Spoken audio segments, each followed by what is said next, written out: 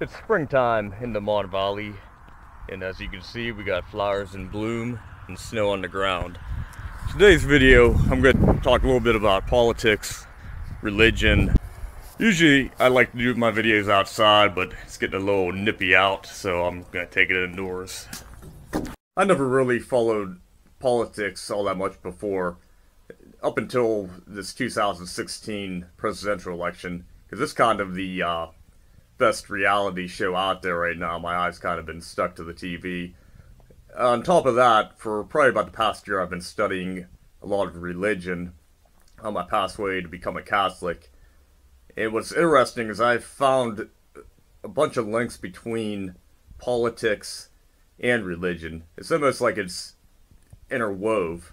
First to politics, it always confused me whenever I would see people like Hillary Clinton and Obama state that they're religious, and during their speeches they would say things such as "God bless you" and "God bless the United States of America," this and that. It confused me because how can somebody who claims to be religious be so supportive of abortion? So as you watch the remainder of this video, just ask yourself, whenever they do say "God bless you," which God are they referring to? Family planning is an important part of women's health, and reproductive health includes access to abortion. That's why no matter how great the challenge, no matter how fierce the opposition, there's one thing the past few years have shown. It's that Planned Parenthood is not going anywhere. It's not going anywhere today. It's not going anywhere tomorrow. And as long as we've got to fight to protect a woman's right to make her own choices about her own health, I want you to know that you've also got a president who's going to be right there with you, fighting every step of the way. Thank you, Planned Parenthood. God bless you. God bless America.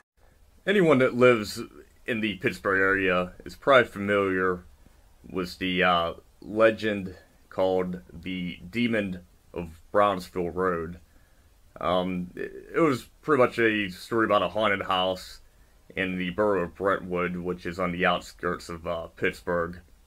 There's plenty of videos on YouTube and other places where they interview the homeowner and also the Catholic exorcist. When Bob and Lisa Cranmer made a lowball offer on this Century home near Pittsburgh, they expected some haggling. And it was like, sold. I said, wow, okay, that's great. A dream come true for the former councilman and his young family. Countless times I can recall as a child standing on the sidewalk, just staring at the house. 6 fireplaces, 3 stories, with one terrifying secret lurking inside. Although in the beginning, it seemed harmless. The radio would be on, water would be running in the sink, things that you kind of got used to. Bob says the unexplained activity continued for 10 years. It had untied the rosary bead and put it on a hook. Then suddenly intensified in 2003. We'd wake up on a regular basis with scratches and bite marks. This thing was out to hurt us. Bob and Lisa turned to the Catholic Church, hoping a priest could bless the property and solve the problem. But instead, he says, everything escalated, turning into an all-out war between good and evil. It would mangle and break the crosses on the rosaries, crosses around our necks. They would be bent in half. One diabolical act after another, says Bob. There we go. He says the worst was this manifestation of a foul substance splattered on the walls. There's some of it there. Over the whole house, yeah. Lab tests were inconclusive. We're not sure what it is. It's some type of fluid, but we found skin cells in it. A number of dramatic things went on here. Adam Bly has a master's degree in clinical psychology and is a former skeptic turned expert demonologist and advisor for the Roman Catholic Church, performing and training priests in exorcism. There's certainly a difference between ghosts and demons. Adam says ghosts are generally harmless human souls needing prayers, while demons are insidious entities. They do enjoy conflict, pain, chaos, breaking families apart. They're very sadistic creatures. Which is why, he says, an exorcist's work must be voluntary and solitary. We'll take revenge on those that are close to us if they can't take revenge on us. And as soon as he entered the house, he knew something was wrong with the closet. It was that gut level, really strong feeling that there's something there. I remember saying, "You're in there, I know you're in there." So they cut through the plaster wall. It had never been opened since the house was built, and found some things in there that did seem to be indicative of some very strange, possibly dark stuff. Inside the sealed-off, unvented void were items from all of the home's owners, including the Cranmers. Some of my son's Lego toys. How they got in there and why, we don't know. Exorcists helped the Cranmers fight back, but there were serious consequences. My two sons were in psychiatric hospitals.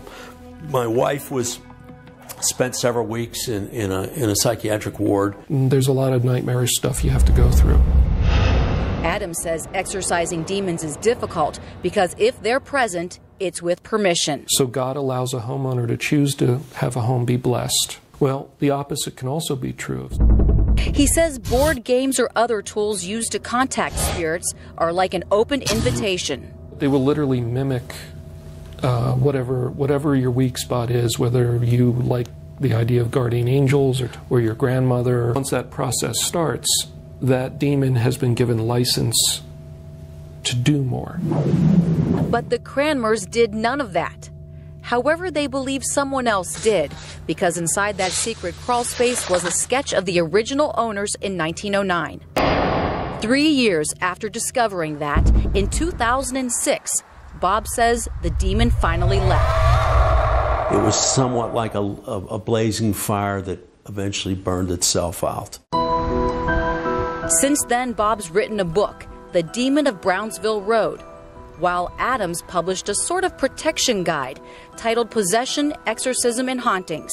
Pretty much all the major religious systems in the world have seen this problem. Holy Mary, Mother of God, pray for us sinners. Both men understand skeptics exist, but they insist so does evil. And if people don't want to believe it, okay, but that doesn't mean it isn't true.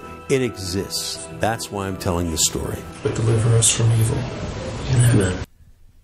A lot of people are already aware that there's a exorcist performed, but what a lot of people are unaware of is the Catholic Church was actually able to specifically name the entity, and they discovered that the demon was named Moloch. Once the Catholic Church identified the demon as being Moloch, they immediately knew who Moloch was. He was a high-level demon, and there's been traces of him found all throughout history, prior to Christianity, prior to Moses, pretty much from the beginning of mankind. So after the identification, the next question the Catholic Church had was, what is such a high-level demon doing at this residence? So they did some research, and from what they found, the house was owned at one time by a doctor who was suspected of performing illegal abortions inside of this house. The Catholic Church believed that the house was being possessed by Moloch because of the aforementioned abortions that are performed there, because it is believed by some people that anyone who gets involved in killing children or sacrificing children, whatever you want to call it, they invoke this demon. Alright, so let's get into a little more detail on who Moloch is, and we'll go from there. Moloch was worshipped as a god, and the people built an inanimate object in his image that they worshipped. Moloch was made of brass, and they heated him from his lower parts, and his hands being stretched out and made hot, they put the child between his hands, and the child was burnt. When the child cried out, the priest would beat a drum so that the parents might not hear the voice of their child suffering and might not be moved by it. The ancient people who worshipped Moloch, they sacrificed their children to what they considered to be their god for the reason that they believed Moloch, in return for the sacrifice, would provide them with an easier, better life.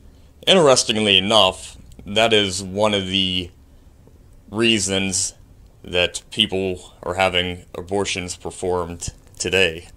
I made the decision to have the abortion, and it was the best thing I could have ever done for myself. Everything that I wanted and everything that I worked so hard up until that point would have been gone. I would have a 6-year-old child right now.